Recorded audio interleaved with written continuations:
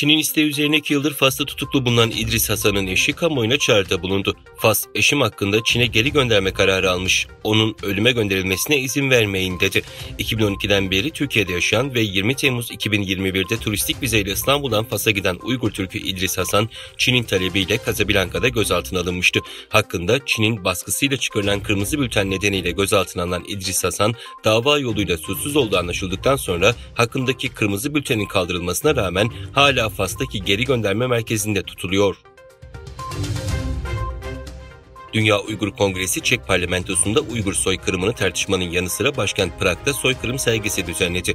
Dünya Uygur Kongresi'nin Avrupa ülkelerinin başkentlerinde Uygur soykırımını geniş kitlelere duyurma planı çerçevesinde Uygur soykırımı sergisi 19 Haziran'da Çek Cumhuriyeti'nin başkenti Prag'da başladı.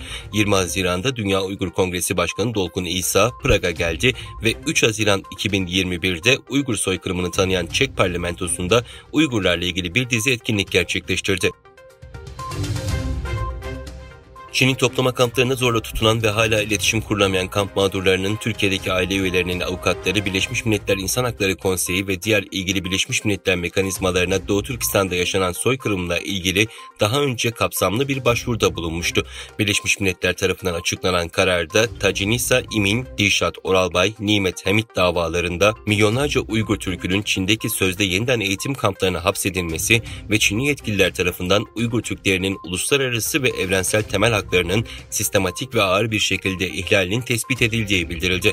Ayrıca Çin'in toplama kamplarına atılanların Uygur Türk'ü olmaları ve Müslüman olmaları temelinde bunun ayrımcılığa dayanmasıyla İnsan Hakları Evrensel Beyannamesi'nin 2. maddesini ihlal ettiği sonucuna varıldı.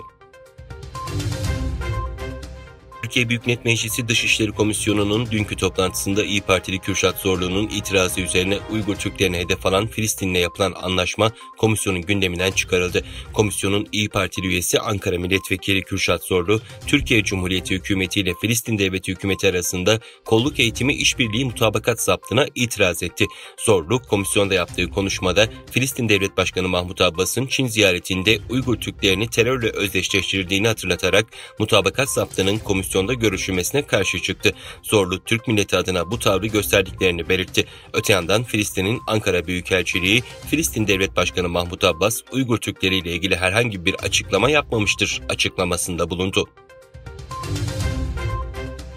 Birleşmiş Milletler İnsan Hakları Yüksek Komiseri Volker Türk, 19 Haziran'da Uluslararası Toplumu Birleşmiş Milletler İnsan Hakları Komisyonu'nun Çin ve Hindistan'da ofis açma planlarını siyasi olarak desteklemesi çağrısında bulundu.